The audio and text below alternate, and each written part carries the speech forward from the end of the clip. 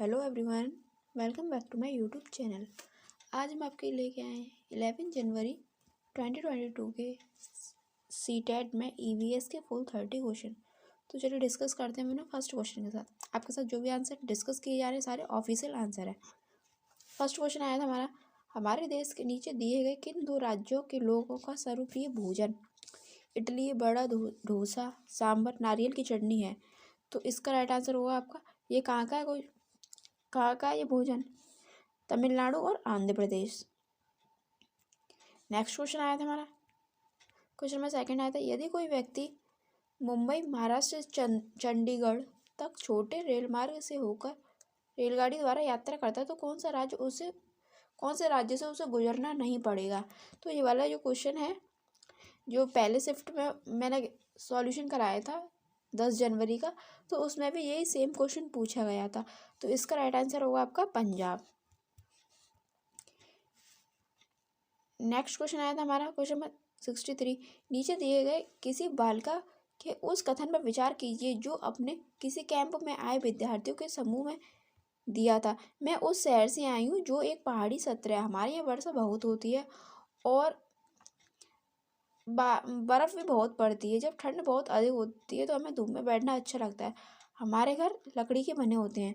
तो ये कहाँ से आई है? इसका राइट आंसर होगा आपका हिमाचल प्रदेश। एक हिमाचल प्रदेश से ये वाला एक और क्वेश्चन पूछा गया था लास्ट शिफ्ट में। क्वेश्चन नंबर 64 आया था हमारा, कानपुर रेलवे स्टेशन से नई दिल्ली रेलवे स्टेशन की दूरी इतनी है, 432 किलोमीटर है, और कोई ट्रेन नई दिल्ली रेलवे स्टेशन से 18 तारीख को 23:45 मतलब रात के 11:45 पे चल रही है। कितनी तारीख को? 18 तारीख को, और वो 19 तारीख को 7:45 पे पहुंच जाती है। तो हमें इसमें पहले टाइम भी निकालना पड़ेगा। 19 तारीख को पहुंच जाती है, 18 तारीख को ये कितनी देर चली है ये ट्रेन? 15 मिनट चली है, 15 मिनट ये टाइम, और 7:45 ये 7 घंटे 45 मिनट ये हो गया। तो हम 7 घंटे 45 मिनट में 15 मिनट ऐड करेंगे तो हमारा कितने घंटे आ जाएंगे? 8 घंटे। तो हमारा टाइम क्या आ गया? 8 घंटे।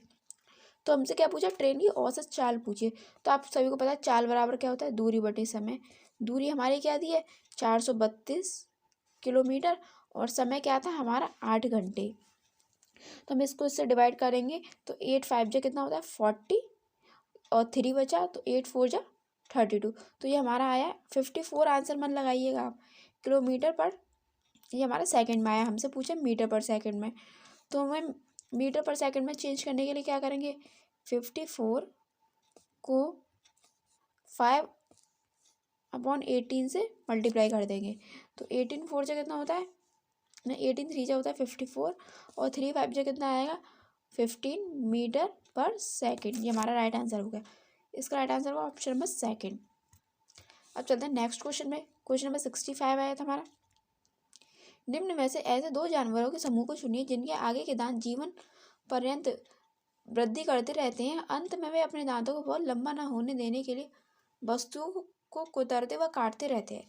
तो इसका राइट आंसर होगा आपका चूहा और गिलहरी। और सांप के तो दांत होते हैं, सांप के तो नुकीले दांत होते हैं, पर वो क्या करते हैं, जो अपने भोजन को खाते हैं वो चबा के नहीं खाते दांत, वो डायरेक्ट निगल लेते हैं। और गिलहरी और चूहे के दांत बढ़ते रहते हैं, तो इसलिए चीज़ों को कुतरते रहते हैं। जब भी उन्हें चूहों को जो भी चीज़ मिलती है सब चीज़ कुतर जाते हैं घरों में आके। क्वेश्चन में 66 आया था, कन्नौज एक जिला है जहाँ समस्त भारत में इत्र के लिए प्रसिद्ध है। यह जिला किस राज्य का भाग है? जो कन्नौज है कहाँ का है वो, जो इत्र के लिए प्रसिद्ध है? तो इसका राइट आंसर होगा उत्तर प्रदेश, यूपी। क्वेश्चन में 67 आया था, रेत के टीले कहाँ पाए जाते हैं? ये वाला क्वेश्चन पूछा गया है एक और शिफ्ट, किसी और शिफ्ट में भी। तो इसका राइट आंसर हुआ आबू धाबी और अफगानिस्तान। नेक्स्ट क्वेश्चन आया था हमारा, क्वेश्चन में 68 आया था, भोपाल बेंगलुरु के ठीक उत्तर में है तथा गांधीनगर भोपाल के ठीक पश्चिम में है। तो गांधीनगर के सापेक्ष बेंगलुरु की दिशा क्या होगी? तो इसका राइट आंसर होगा आपका 68 का ऑप्शन नंबर थर्ड, दक्षिण पूर्व दिशा होगी। क्वेश्चन नंबर 69 आया था हमारा, निम्नलिखित में से ब्रांच के बारे में कौन सा कथन सही है, चुनिए। तो यह कॉपर और टीन का मिश्र धातु है। ये भी क्वेश्चन प्रीवियस ईयर ही है। क्वेश्चन नंबर 70 आया था हमारा, नीचे दिए गए उस मिलान को चुनिए जो तदानुरूपी खाद्य वस्तु को संरक्षण के सही ढंग को प्रदान नहीं करता। तो इसका राइट आंसर होगा दूध और पनीर। सेव और मुरब्बा तो करता है, कच्चा आम, अचार भी और दाल पापड़ भी। दूध और पनीर, क्योंकि पनीर जल्दी खराब हो जाता है, ये संरक्षित नहीं रहता ज़्यादा दिनों तक। क्वेश्चन नंबर 71 आया था हमारा, हमारे देश के किस भाग में लोगों के रहने के लिए सबसे बड़े तिकोने टेंट को रैबो कहते हैं और जानवरों को रहने के स्थान को लेखा कहते हैं। तो इसका राइट आंसर होगा जानवरों के रहने के स्थान को लेखा कहाँ कहते हैं, लद्दाख में, और तिकोने टेंट को क्या बोलते हैं, लेह बोलते हैं। क्वेश्चन नंबर 72 आया था, हमारे देश में केंद्र शासित प्रदेशों की संख्या कितनी है। इसका राइट आंसर होगा आपका 8। ये तो सभी को पता होगी, यूनियन टेरिटरीज। क्वेश्चन में 73 आया था हमारे, नीचे दिए उन 3 राज्यों के समूह को चुनिए जो अरब सागर पर स्थित हैं। एक अरब सागर का पूछता है और एक बंगाल की खाड़ी। तो इसका राइट आंसर होगा आपका केरल, कर्नाटक और महाराष्ट्र। और ये क्वेश्चन बहुत रिपीट हुआ है, ये इन्हीं शिफ्टों में सेम क्वेश्चन, राज्य में नहीं बदले। क्वेश्चन में 74 आया था, छऊ नृत्य किस राज्य के सामान्य लोगों को प्रसिद्ध है। छऊ नृत्य लोगों का कहाँ का लोक नृत्य है, ये छत्तीसगढ़ का। तो छा से छऊ और छा से छत्तीसगढ़, इससे भी आप याद कर सकते हैं। छऊ नृत्य कहाँ का है, छत्तीसगढ़ का। क्वेश्चन नंबर 75 आया था हमारा, कैचू के बारे में नीचे दिए गए कथनों पर विचार कीजिए। कथन क्वेश्चन ऑप्शन नंबर ए दिया था, कैचुए खेत में छेद बनाते हैं और जो जल और वायु के मृदा तक पहुंचाने के लिए आसान रास्ता प्रदान करते हैं, सही है। कैचुए खेत में छेद बनाकर जमीन को पोली करते हैं, सही है। कैचुए मुख्य फसल को खरपतवार से बचाते हैं, बिल्कुल गलत। कैचुए का मल मृदा को उपजाऊ बनाते हैं, बिल्कुल सही है। तो हमारे ऑप्शन 3 ऑप्शन सही हैं, ए, सी और डी। इसका राइट आंसर होगा ऑप्शन नंबर 3। क्वेश्चन में इसका राइट आंसर होगा ए, 3 नहीं, ए, बी और डी। ऑप्शन नंबर 4 में दिया है ए, बी और डी। क्वेश्चन नंबर 76 आया था हमारा, मिश्र लर्निंग मोड में ईवीएस पढ़ाने के क्या फायदे हैं। तो विद्यार्थी कहीं से भी कक्षा में शामिल हो सकते हैं, विद्यार्थी को शिक्षक एवं साथियों से बातचीत करने का मौका मिलता है, विद्यार्थी को कक्षा के दौरान चौकन्ना रहने की आवश्यकता है, बिल्कुल नहीं। विद्यार्थी अपने ऑनलाइन से सीखी हुई बातें घर समुदाय में पूरक गतिविधि से पूरा कर सकते हैं, बिल्कुल सही बात है। ये हमारे ऑप्शन 3 सही हैं, ए, बी और डी। किसमें ए, बी और डी, ऑप्शन नंबर 3 हमारा सही हो जाएगा। अब आया तो क्वेश्चन नंबर 77 आया था हमारा, निम्नलिखित में से कौन सा वीडियो कॉन्फ्रेंसिंग ऐप के माध्यम से ईवीएस पढ़ाने के समकालीन शिक्षण की विशेषताएं हैं। तो इसका राइट आंसर वो शिक्षक और विद्यार्थी वास्तविक समय बातचीत करने में सक्षम हैं।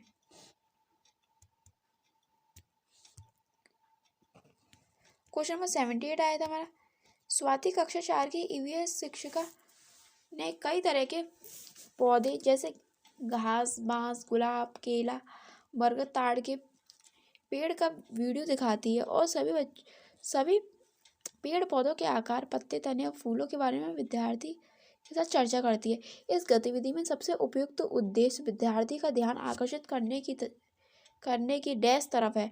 तो इसका राइट आंसर होगा किसकी तरफ वो ध्यान आकर्षित करना चाहती है, जो पेड़ पौधों के वर्गों के जो भीतर मौजूद भिन्नता है उसके तरफ ध्यान केंद्रित करना चाहती है।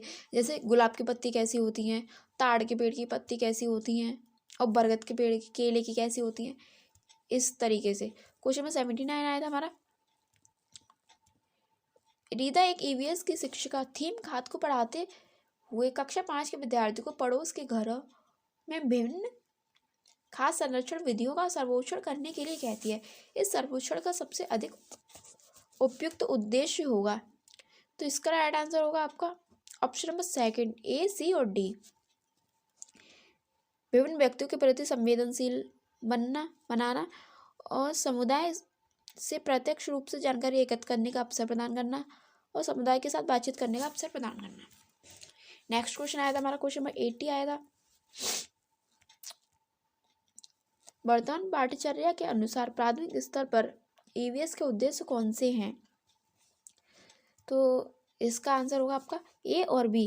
प्राकृतिक, सामाजिक और सांस्कृतिक वातावरण के बीच संबंधों को पता लगाने और समझ विकसित करने के लिए विद्यार्थियों को प्रशिक्षित करना और विद्यार्थियों को पर्यावरण संबंधी मुद्दों के बारे में जागरूकता विकसित करना।